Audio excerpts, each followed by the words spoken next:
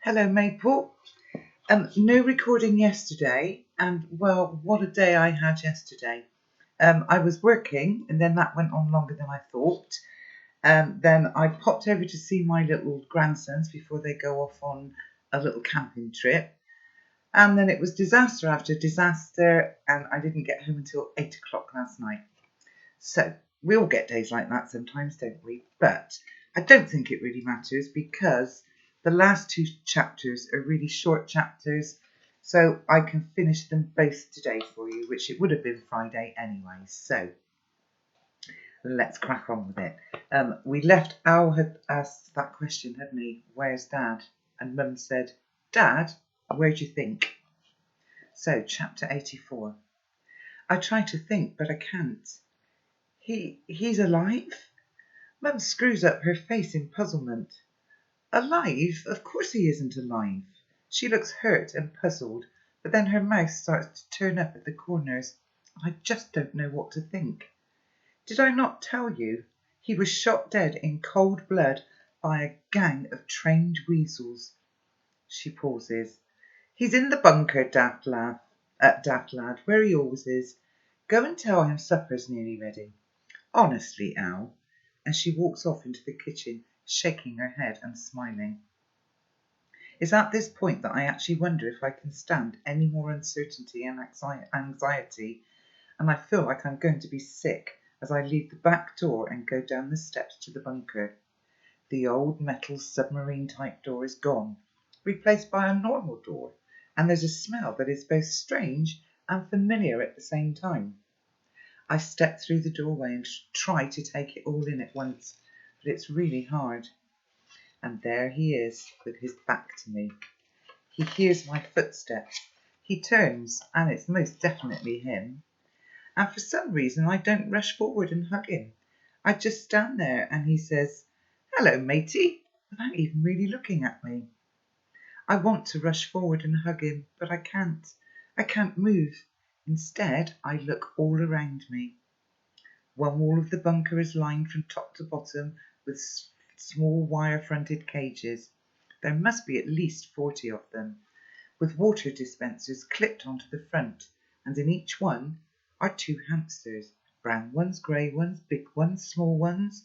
1 or 2 cages have rosettes tied on with wire, and there are framed certificates above the desk, and a bookshelf, and I immediately spot a copy of Hamster Fancying for Beginners by Dr. A. Borgstrom, and I'm just staring at all this in delighted wonder when Dad comes up to me with his hands cupped.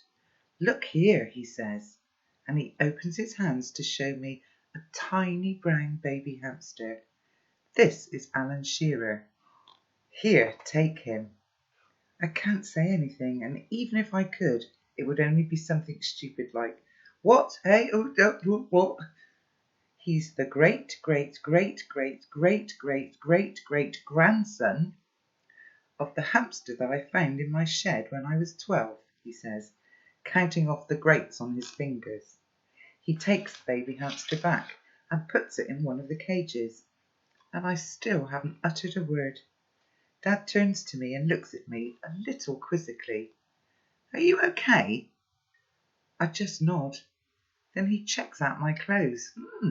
Nice jacket. I used to have...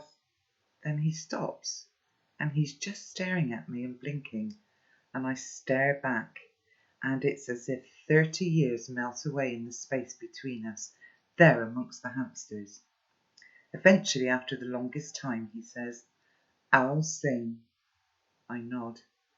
And that's when we hug, the longest, hardest, most intensest hug of all time.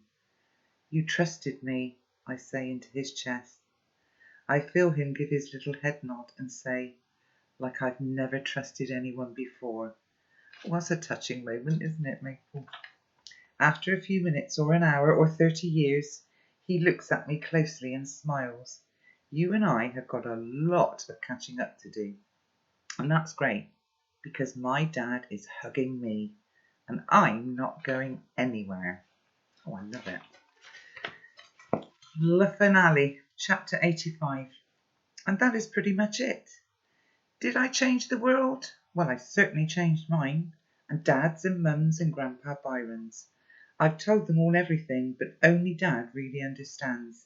He dug out my letter from a drawer of his old stuff, and we all looked at the selfies on my mobile, and even then there were still loads of unanswered questions. For example, the night it all happened, I had left this house, for about an hour without saying where I was going. That was the me that had been living with Mum and Dad up until then, not me. And then the other me, sent the letter with Alan Shearer, and that world changed. I say, and then, like it was a linear progression of time, one incident after the other. But as I now know, or at least I think I do, that's not how it works. It's all very confusing. For a while I was worried that the other me, my doppelganger, was going to return from his walk and stroll back into the house, which would have been totally awkward, but it seems like that's not going to happen after all. I often wonder where that me is, or the Grandpa Byron with the bad memory, or the mum married to Roddy with no children.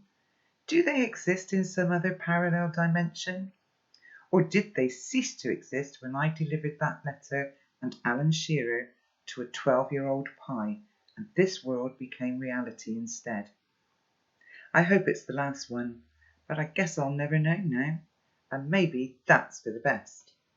Anyway, I'm pretty confident that the whole thing will be our family's secret. Auntie Hypatia still lives in Canada, but seems to be much more a part of our lives than before. I mean, before I had only met her once, and Grandpa Byron hardly ever mentioned her. Now she's on Skype all the time. It was a long conversation with Mum though, and I know it's been hard for her. I think she's okay with it all, but she doesn't really want to know any of the details, any of the time travel stuff. Honestly, it does my head in, she says, and I can't really blame her. But I think she's pretending about being confused. This morning she got a package from Amazon that contained a fridge magnet. The background was a starry sky, and the words were this: time present and time past are both perhaps present in time future, and time future contained in time past.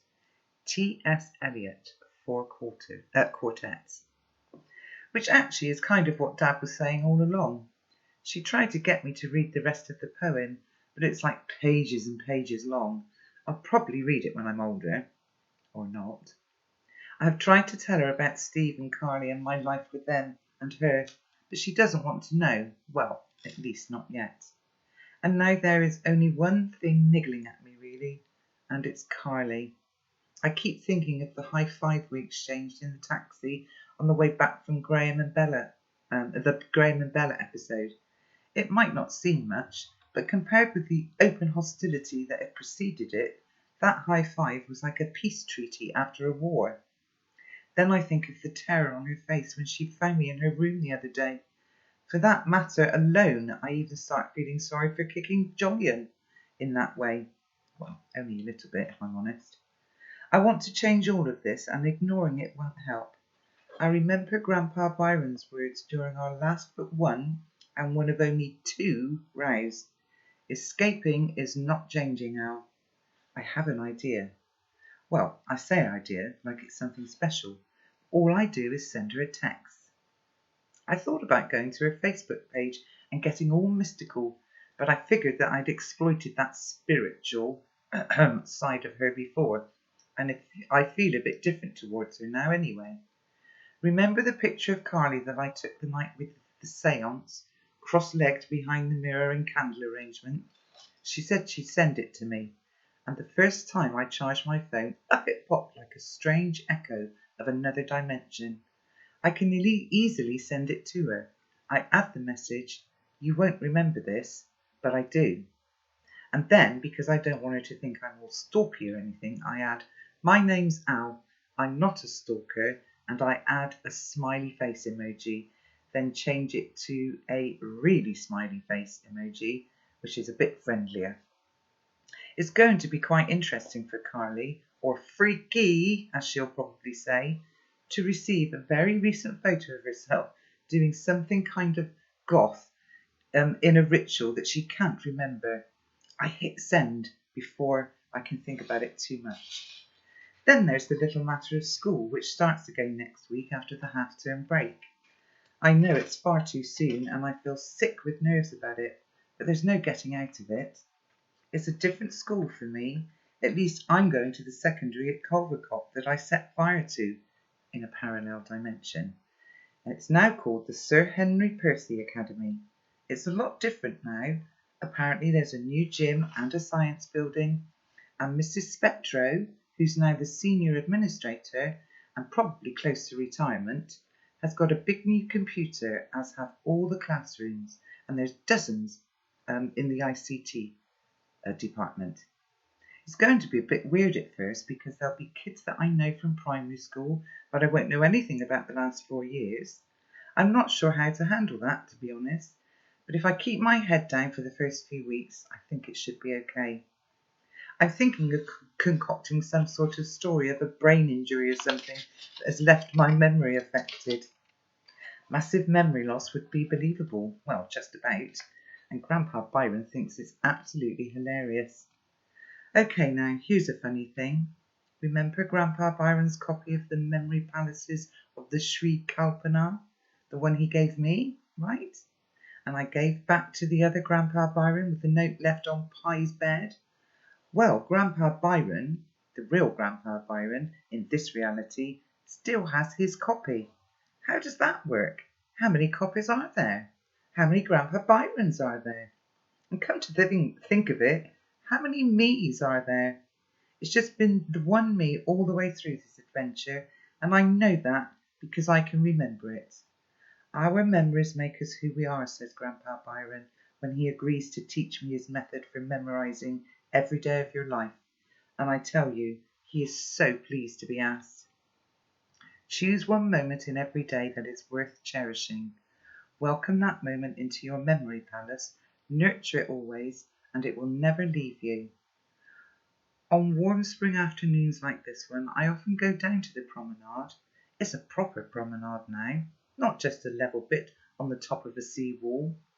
There's a railing that I can lean on and look out over the sea and remember a boy called Pie and his new friend Al, who had a hamster called Alan Shearer.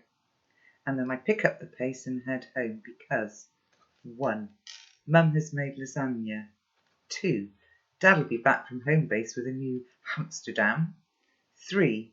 My phone is just pinged with an incoming text from Carly. And 4. Grandpa Byron will be waiting for me to watch Mind Games. The end. Well, I love a good ending, Maple. That, I think, has been such an exciting book. It's taken us places that I didn't understand, some of them, but I thoroughly enjoyed it, and I hope you did too. Now what I'm looking forward to is seeing you guys next week when we all come back to school. I hope you're as excited as I am. Enjoy your last few days off.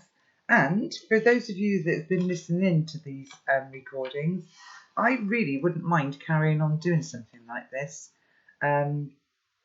That, you know, it doesn't just have to have been in the lockdown or in our summer break. If any of you think you would like me to still do that, just let me know. And the job's a good one. Okay, Maple, take care. See you all next week. Bye for now. Bye. And bye from these guys. Bye.